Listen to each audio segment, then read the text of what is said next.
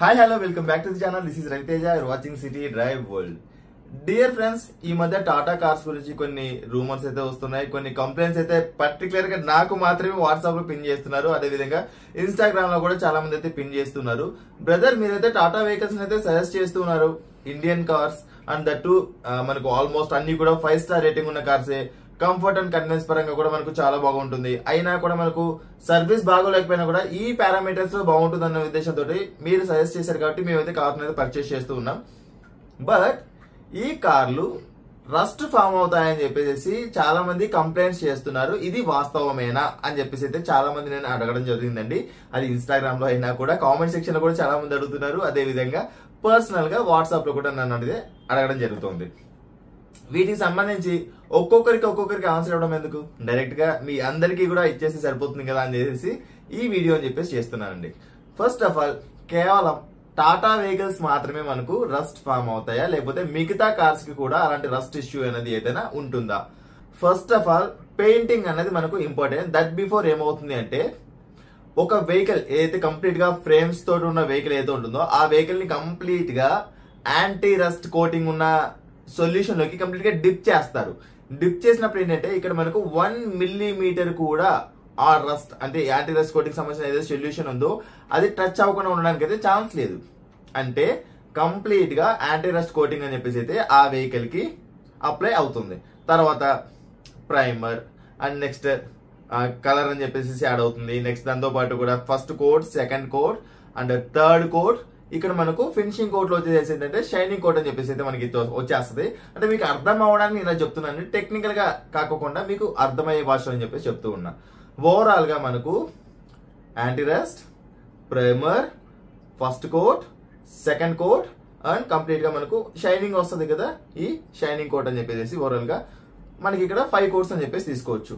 ఇలాంటి సిచ్యువేషన్ లో అయినా కూడా మళ్ళీ ఆ కారుకి రస్ట్ వస్తుంది అంటే టాటా వెహికల్స్ కి మాత్రమే రస్ట్ వస్తుందా, లేకపోతే మిగతా వెహికల్స్ కూడా రస్ట్ వస్తుందా అని చెప్పేసి తీసుకున్నట్లయితే కనుక ఎస్పెషలీ ఈ మధ్య టాటా వెహికల్స్ కి ఎక్కువ రస్ట్ అని చెప్పేసి వస్తుంది. ఎందుకు అంటే మనకి ఇక్కడ టాటా వెహికల్స్ సంబంధించిన సేల్స్ అని చెప్పేసి పెరిగిపోయాయి, డిమాండ్ పెరిగింది. డిమాండ్ పెరిగినప్పుడు ఏమవుతుందంటే మ్యానుఫాక్చరింగ్ యూనిట్ లో ఎవరైతే దానికి సంబంధించిన ఇన్స్పెక్షన్ ఉంటుందో ఆ ఇన్స్పెక్షన్ అనేది మేబీ ప్రాపర్ గా జరగట్లేదేమో అన్నది నా ఉద్దేశం. ఎందుకు అంటే బయటకు వచ్చిన తర్వాత మనకి ఇక్కడ రస్ట్ ఫామ్ అవడానికి గల మెయిన్ రీజన్స్ ఏంటి అంటే లైక్ వైజాగ్ అవ్వచ్చు, లేకపోతే ముంబై అవ్వచ్చు, చెన్నై అవ్వచ్చు, ఇలాంటి కోస్టల్ ఏరియాస్ లో ఖచ్చితంగా సాల్ట్ కంటెంట్ అని చెప్పేసి మనకు ఎక్కువ ఉంటది మనకు అట్మాస్ఫియర్ లో. అలాంటప్పుడు ఏంటి అంటే లేదా వర్షం నీళ్ళు అని చెప్పేసి లోపలికి వెళ్ళిపోయినప్పుడు ఫస్ట్ ఆఫ్ ఆల్ ఇక్కడ మీకు ఫొటోస్ అని చెప్పేసి చూపిస్తున్నా చూడండి, ఈ డోర్స్ గ్యాప్ లో కానీ లేదా మనకు రియర్ ఏదైతే టెయిల్ గేట్ ఉందో టెయిల్ గేట్ సంబంధించి కానీ ప్యానల్ గ్యాప్స్ దగ్గర సీలెంట్ అని చెప్పేసి అయితే మనకు ఉంటదండి. ఈ సీలెంట్ అన్నది ఎప్పుడైతే ఆ ప్లేస్ లో సీలెంట్ ఉండదో వాటర్ అన్నది లోపలికి వెళ్తుంది. వాటర్ లోపలికి ఎప్పుడైతే వెళ్తుందో లోపల నుంచి మనకు రస్ట్ అనేది ఫామ్ అయి బయటకి ఉబికినట్టు అలా మనకి ఇక్కడ ఫొటోస్ లో చూస్తున్నారు కదా, ఇలా అని చెప్పేసి మనకు కనిపిస్తూ ఉంటుంది. ఇది కేవలం టాటా వెహికల్స్ లోనే అవుతుందా అంటే, ఎందుకంటే మేబీ ఇన్స్పెక్షన్ సరిగ్గా జరగకపోయినా లేకపోతే మనం పీడిఐ ప్రాపర్ గా ఒక వెహికల్ ని మనం తీసుకుంటున్నాము అంటే పీడిఐ అన్నది మాత్రం మ్యాండేటరీ అండి, ప్రీ డెలివరీ ఇన్స్పెక్షన్. ఒక వెహికల్ తీసుకునే ముందు ఓకే చాలా మోజుగా అంటే కొత్తలో ఏంటంటే వెహికల్ దగ్గర వెళ్ళిపోయి ఓకే అంత బాగుంది, అది బాగుంది, ఇది బాగుంది అని చెప్పేసి చూసుకుంటుంటాం. ప్రతి పిన్ టు పిన్ అని చెప్పేసి మనం చెక్ చేసుకోవాల్సి ఉంటుంది. ఇప్పుడు ఏదైతే రస్ట్ ఫామ్ అయిందో ఈ రస్ట్ ఫామ్ అయిపోయిన తర్వాత ఇఫ్ ఇన్ కేస్ ఆ పర్సన్ ఆ వెహికల్ ని సేల్ చేయాలనుకున్నా కూడా దానికి సంబంధించిన వాల్యూ అని చెప్పేసి పడిపోతుంది. చాలా ప్రాబ్లమ్స్ అని చెప్పేసి అయితే ప్రాబ్లమ్ ఫేస్ చేయాల్సి ఉంటుంది అనమాట. వన్స్ రస్ట్ కార్ లో ఫామ్ అయిన తర్వాత అది గజ్జిలాగా అదే అలా స్ప్రెడ్ అవుతూ ఉంటదండి. ఓకే, దట్ బిఫోర్ మనం చేయాల్సింది ఏంటి అంటే పీడిఐ, ప్రీ డెలివరీ ఇన్స్పెక్షన్ అయితే మనం ఖచ్చితంగా చేసుకోవాల్సి ఉంటుంది ఒక వెహికల్ ని మనం పర్చేస్ చేస్తున్నప్పుడు. అండ్ మిగతా వెహికల్స్ గురించి మనం చూసుకున్నట్లయితే కనుక మారుతి సుజుకి అవ్వచ్చు, లేకపోతే హ్యుండై అవ్వచ్చు, లేకపోతే కియా అవ్వచ్చు, వీటిలో కూడా మనకు రస్ట్ అయితే ఫామ్ అవుతుందండి. బట్ వాటికి సంబంధించిన ఇన్స్పెక్షన్ అన్నది ప్రాపర్ గా జరుగుతుంది. ఒకసారి కాదు, 2 సార్లు కాదు, 3 సార్లు కాదు, 4 సార్లు కాదు, ఓవరాల్ గా 5 టైమ్స్ అని చెప్పేసి వెహికల్ ఇన్స్పెక్షన్ అని చెప్పేసి జరిగి మన వరకు వస్తుంది. అండ్ ఇక్కడికి వచ్చిన తర్వాత కూడా షోరూమ్ ఎగ్జిక్యూటివ్స్ అవ్వచ్చు, లేకపోతే షోరూమ్ పీడిఏ పర్సన్స్ ఎవరైతే ఉంటారో వాళ్ళు కూడా ఆల్మోస్ట్ 2 టైమ్స్ అయితే వెహికల్ ని ఇన్స్పెక్ట్ చేస్తున్నారు. మన వరకు వచ్చేపాటికి ఆల్మోస్ట్ 7 టైమ్స్ అని చెప్పేసి ఇన్స్పెక్షన్ జరుగుతుంది. ఆబ్వియస్లీ మనకు టాటాలో ఒక నెగ్లిజెన్సీ అని చెప్పేసి అయితే మనం చాలా సార్లు అయితే చూసాం. అండ్ దాంతోపాటు ఏంటంటే వారి యొక్క సర్వీస్ అనేది కూడా కొంచెం నెగిటివిటీగా ఉందని చెప్పేసి అయితే మనం చూసాం. అంటే అన్ని అని చెప్పేసి అయితే నేను చెప్పనండి. సమ్ టైమ్స్ ఏంటంటే ఈ కార్స్ కి సంబంధించిన ఎక్కువ డిమాండ్ ఎక్కువ ఉన్నప్పుడు ఏమవుతుందంటే కార్స్ కి సంబంధించిన ప్యానల్ గ్యాప్స్ రావడం, అదేవిధంగా ప్రాపర్ సీలెంట్ అనేది ప్రాపర్ గా సెట్ చేయకపోవడం, ఇలాంటి ప్రాబ్లమ్స్ అని చెప్పేసి అయితే మనకు ఈ రస్ట్ ఇష్యూస్ అని చెప్పేసి వస్తూ ఉంటాయి. నాట్ ఓన్లీ టాటా కార్స్ అండి, అన్ని కార్స్ లోనూ మనకు ఖచ్చితంగా ఈ రస్ట్ సంబంధించిన ప్రాబ్లం అయితే ఉంటుంది. బట్ ఎప్పుడైతే మన వెహికల్ ని ఫస్ట్ టైం పర్చేస్ చేస్తున్నామో మీకు తెలియలేదు అనుకోండి, ఇప్పుడు నేను అవేర్నెస్ మీకు క్రియేట్ చేస్తున్నాను కదా, ఎలా పీడిఏ చేసుకోవాలనే దాని గురించి కూడా వీడియోస్ అని చెప్పేసి చాలా చేశానండి. ఆ వీడియోస్ చూసినా కూడా మీకు క్లారిటీ వస్తుంది. అండ్ వన్స్ మీరు పీడిఏ చేసుకున్నారంటే ఆ వెహికల్ సంబంధించిన ఒక క్లియర్ నాలెడ్జ్ అని చెప్పేసి వస్తుంది. ఇఫ్ ఇన్ కేస్ అందులో ఏమైనా మ్యానుఫాక్చరింగ్ డిఫెక్ట్స్ ఉన్నాయా, ఎక్కడైనా ప్యానల్ గ్యాప్స్ ఎక్కువగా ఉన్నాయా, లేకపోతే సీలెంట్ అనేది ప్రాపర్ గా లేదా.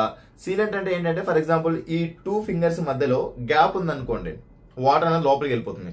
అలా ఉన్నప్పుడు చిన్న గమ్ లాంటిది ఇక్కడ స్టిక్ చేస్తారు, దాన్నే మనం సీలెంట్ అని చెప్పేసి అంటారు. అంటే వాటర్ అనేది లోపలికి ఎంటర్ అవ్వకోకుండా మనకి ఇక్కడ సీలెంట్ అని చెప్పేసి అయితే ఫిక్స్ చేస్తారు. అలా సీలెంట్ లేకున్నప్పుడు ఏమవుతుంది, వాటర్ అయితే లోపలికి వెళ్ళిపోతుంది, లోపల అక్కడ స్టాగ్నెట్ అయిపోయి ఆ వాటర్ కాస్త ఆక్సిడైజేషన్ ప్రాసెస్ తోటి మనకి కనెక్ట్ అయిపోయి రస్ట్ అన్నది అయితే ఫామ్ అవుతుందండి. ఐ థింక్ మీకు ఒక క్లారిటీ వచ్చిందని చెప్పేసి అనుకుంటున్నా. అండ్ ఎవరైతే కోస్టల్ ఏరియాస్ లో ఉంటారో ఎక్కువగా వెహికల్ ని వాటర్ తోటి వాష్ చేయకండి, మంత్లీ వన్స్. లేదంటే ఏం చేస్తారంటే కొలిన్ తీసుకొని లేదా ఏదైనా షాంపూ వాటర్ తీసుకొని కార్ తోటి స్ప్రింక్లర్ చేస్తూ క్లీన్ చేయండి తప్ప దొరికింది కదా అని చెప్పేసి బకెట్స్ తీసుకొచ్చేస్తే క్లీన్ చేయొద్దు. ప్రాపర్ గా హై ప్రెజర్ తోటి అయితే డోర్స్ ఓపెన్ చేసినప్పుడు డోర్స్ దగ్గర అయితే హై ప్రెజర్ తోటి అయితే యూజ్ చేయొద్దు. సాల్ట్ వాటర్ అయితే ఖచ్చితంగా కార్ క్లీనింగ్ లో అయితే యూజ్ చేయకండి, కోస్టల్ ఏరియాలో ఎవరైతే తిరుగుతుంటారో. అండ్ ఎస్పెషలీ రైనీ సీజన్ లో కనుక మీరు తిరుగుతున్నట్లయితే కనుక కార్ కి అండర్ బాడీ కోటింగ్ అయితే వేయించేసేసేయండి. అండ్ అండర్ బాడీ కోటింగ్ వేయించడం వల్ల మీకు ఏమవుతుందంటే ఫస్ట్ ఆఫ్ ఆల్ కింద రస్ట్ అనేది ఫామ్ అవ్వదు.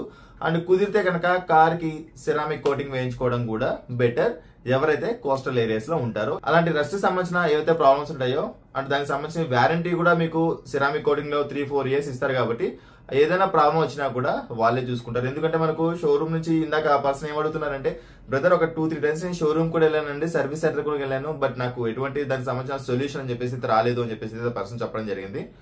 సో ఇలా చేసుకోవడం వల్ల మనకు ఆ రస్ట్ ప్రాబ్లం నుంచి అయితే మనం బయటపడొచ్చండి. ఫస్ట్ ఆఫ్ ఆల్ ప్రాబ్లం ఉందా లేదా అని చెప్పేసి చూసుకున్నాం అనుకోండి, దాని బారిన పడకుండా మనం అయితే ఉంటాం. వన్స్ వచ్చిందంటే మాత్రం we can't do anything. So I think ఈ వీడియో మీకు యూస్ఫుల్ అవుతుందని చెప్పేసి అయితే అనుకుంటున్నా. అండ్ ఈ వీడియో కనుక మీకు నచ్చినట్లయితే లైక్ చేయండి, అదేవిధంగా మీ ఫ్రెండ్స్ అండ్ ఫ్యామిలీ మెంబర్స్ కూడా షేర్ చేయండి. అండ్ టాటా వెహికల్స్ కనుక ఎవరైనా రస్ట్ ఫామ్ అయినట్టుగా అనిపిస్తున్నట్లయితే కింద కామెంట్ సెక్షన్ లో కామెంట్ చేయండి. And thanks for watching. Bye. Seat belt ధరించండి, హెల్మెట్ ధరించండి, సురక్షితంగా ప్రయాణించండి, ఆంబులెన్స్ దారి ఇవ్వడం మాత్రం మర్చిపోదు. Please don't drink and drive. బోలో భారత్ మాతా కీ జై.